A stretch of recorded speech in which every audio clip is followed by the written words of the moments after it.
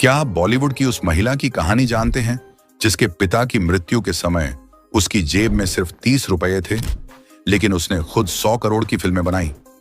आखिर उस रात की पार्टी में ऐसा क्या हुआ था कि शाहरुख खान ने सबके सामने फराह खान के पति को थप्पड़ जड़ दिया था? क्यों फराह खान की एक फिल्म फ्लॉप होने पर पूरी इंडस्ट्री ने जश्न मनाया था?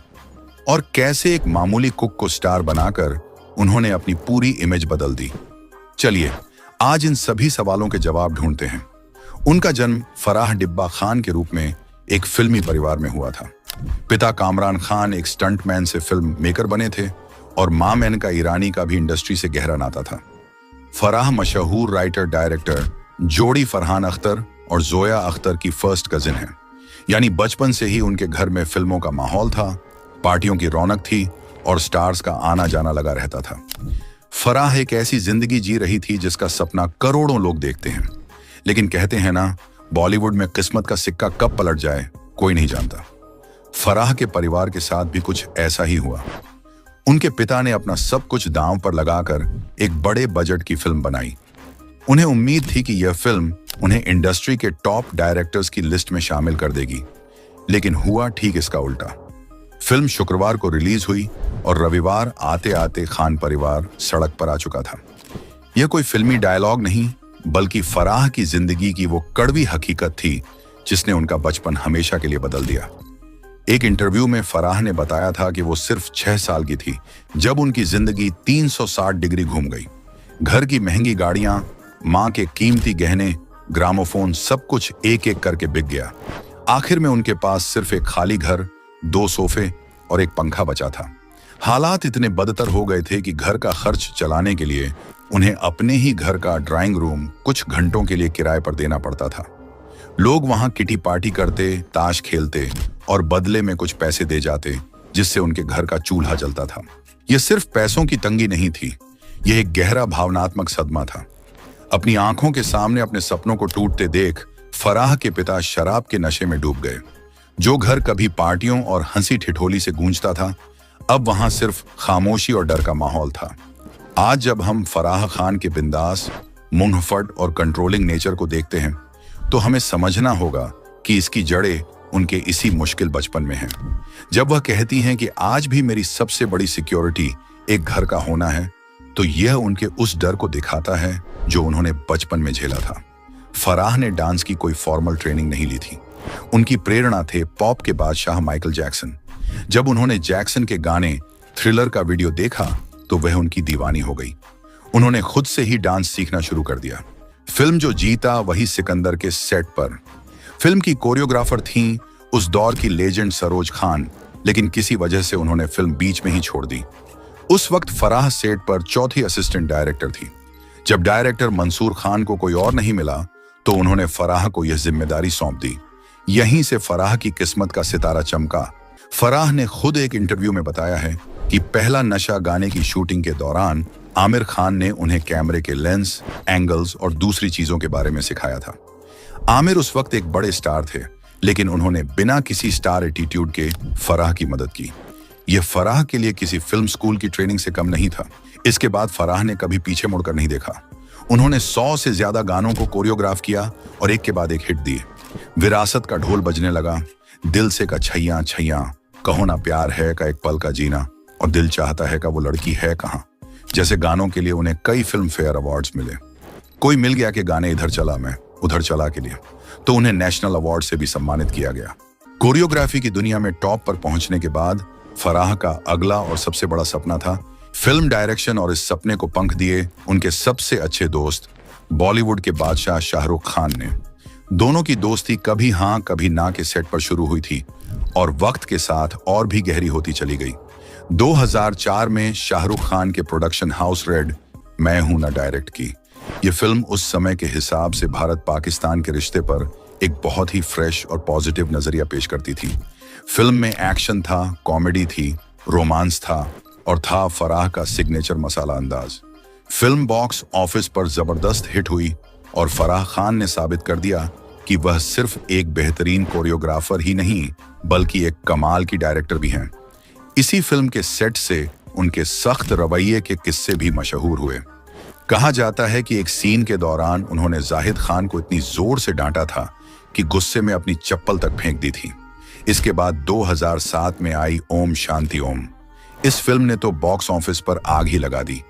इसने ना सिर्फ दीपिका पादुकोण जैसी सुपरस्टार को लॉन्च किया, बल्कि उस समय की सबसे ज्यादा कमाई करने वाली हिंदी फिल्म भी बन गई। फिल्म का गाना दीवानगी दीवानगी, जिसमें 31 बॉलीवुड स्टार्स एक साथ नजर आए, एक ऐसा कारनामा था जो सिर्फ फराह ही कर सकती थी। यह गाना बॉलीवुड के लिए उनका एक लव लेटर था, एक ऐसा जश्न जिसमें पूरी इंडस्ट्री शामिल थी। 2 सुपर ड्यूपर हिट फिल्मों के बाद फराह खान बॉलीवुड की टॉप डायरेक्टर्स की लिस्ट में शामिल हो चुकी थी। लेकिन फिर आई 2010 में 30 मार खान। यह पहली बार था जब फराह ने शाहरुख खान के बिना किसी और एक्टर अक्षय कुमार के साथ फिल्म बनाई थी। फिल्म का ट्रेलर और गाने, खासकर शीला की जवानी, काफी पॉपुलर हुए, लेकिन फिल्म बॉक्स ऑफिस पर बुरी तरह फ्लॉप हो गई। क्रिटिक्स ने भी फिल्म को सिरे से नकार दिया, लेकिन फिल्म के फ्लॉप होने से ज्यादा चौंकाने वाला था इंडस्ट्री का रिएक्शन। फराह ने खुद एक इंटरव्यू में इस कड़वे सच का खुलासा किया। उन्होंने कहा, जब 30 मार खान रिलीज हुई तो इंडस्ट्री में जश्न का माहौल था। जिन लोगों के साथ मैंने काम किया था वे कह रहे थे, अब आई ना लाइन पे। यह बयान बॉलीवुड की उस स्याह हकीकत को उजागर करता है जहां लोग आपकी सफलता से जलते हैं और आपकी असफलता पर खुश होते हैं। यह दिखाता है कि फराह का बिंदास और बेबाक अंदाज शायद इंडस्ट्री को तभी तक पसंद था जब तक वह शाहरुख खान के प्रोटेक्टिव सर्कल में थी। जैसे ही उन्होंने उस दायरे से बाहर कदम रखा, लोगों ने उन्हें नीचे गिराने में कोई कसर नहीं छोड़ी। इस बड़े झटके के बाद फराह ने 2014 में एक बार फिर शाहरुख खान के साथ हैप्पी न्यू ईयर से जोरदार वापसी की। फिल्म ने बॉक्स ऑफिस पर सारे रिकॉर्ड तोड़ दिए और फराह खान 100 करोड़ क्लब में शामिल होने वाली पहली महिला डायरेक्टर बनी। यह उनकी काबिलियत का सबूत था और उन लोगों के मुंह पर तमाचा था जिन्होंने उन्हें राइट ऑफ कर दिया था। लेकिन इस बड़ी सफलता के बाद उनके डायरेक्शन करियर पर एक लंबा ब्रेक लग गया। 2014 के बाद से उन्होंने कोई फिल्म डायरेक्ट नहीं की है। 2004 में मैं हूं ना की मेकिंग के दौरान उन्हें फिल्म के एडिटर शरीश कुंदर से प्यार हो गया। शरीश उम्र में फराह से काफी छोटे थे और उस दौर में एक कामयाब महिला का अपने से छोटे और कम सफल पुरुष से शादी करना एक बड़ी बात मानी जाती थी। लेकिन फराह ने हमेशा अपनी जिंदगी अपनी शर्तों पर जी है। उन्होंने दुनिया की परवाह किए बिना शरीश से शादी की और साबित कर दिया कि प्यार में उम्र और स्टेटस कोई मायने नहीं रखता। फराह ने 40 साल की उम्र में शादी की थी और इसके बाद उन्होंने मां बनने का फैसला किया। 2 साल तक नेचुरली कंसीव करने की कोशिश करने के बाद 42 साल की उम्र में उन्होंने IVF का सहारा लिया। 2008 में 43 साल की उम्र में वह 3 बच्चों, एक बेटा जर और 2 बेटियां आन्या और दीवा की मां बनी। लेकिन यह सफर भी आसान नहीं था। फराह ने एक इंटरव्यू में खुलासा किया था कि जब डॉक्टर को पता चला कि वह ट्रिपलेट्स की मां बनने वाली हैं, तो डॉक्टर ने उन्हें एक बच्चे को रिड्यूस करने यानी अबॉर्ट करने की सलाह दी थी। डॉक्टर का कहना था कि उनकी उम्र में 3 बच्चों को एक साथ कैरी करना बहुत जोखिम भरा हो सकता है। लेकिन फराह ने यह सलाह मानने से इनकार कर दिया और तीनों बच्चों को जन्म देने का फैसला किया। आज वह गर्व से कहती हैं कि मेरे बच्चे IVF से हुए हैं, कोई पिज्जा मैन उन्हें डिलीवर करके नहीं गया।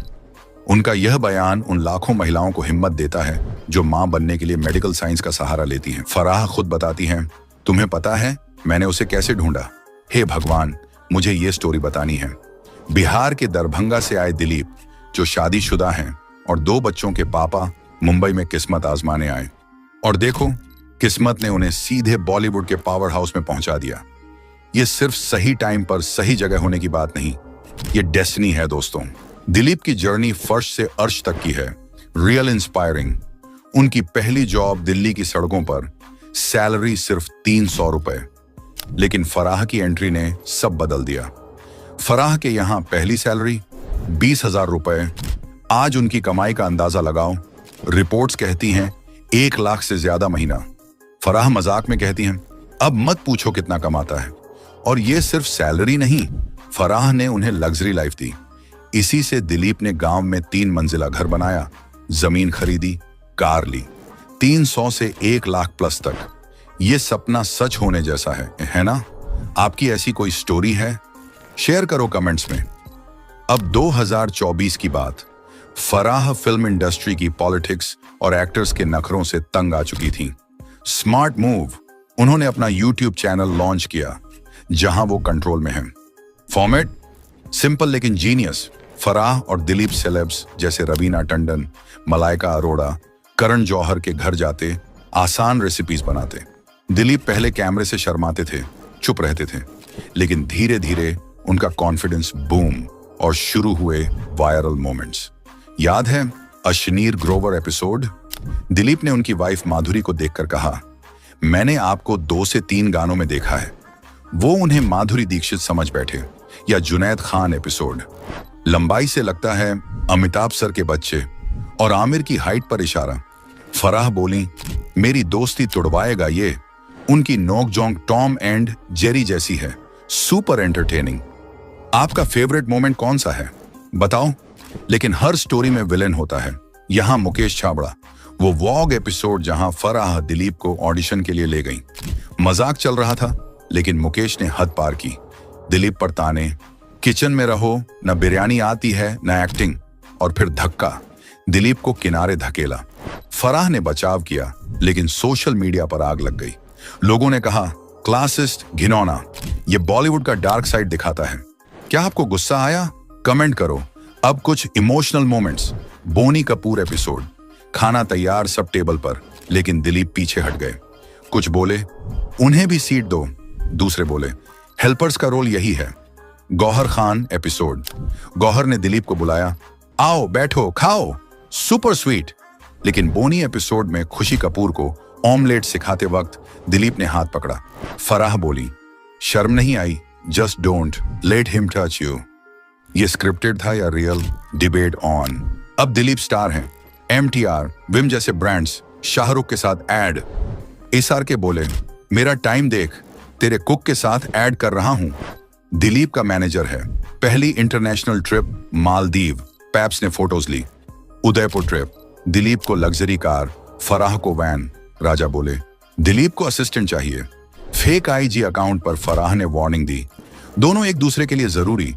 फराह को दिल मिलता, दिलीप को प्लेटफॉर्म। तो दोस्तों, ये हकीकत है या रियलिटी शो? शायद दोनों।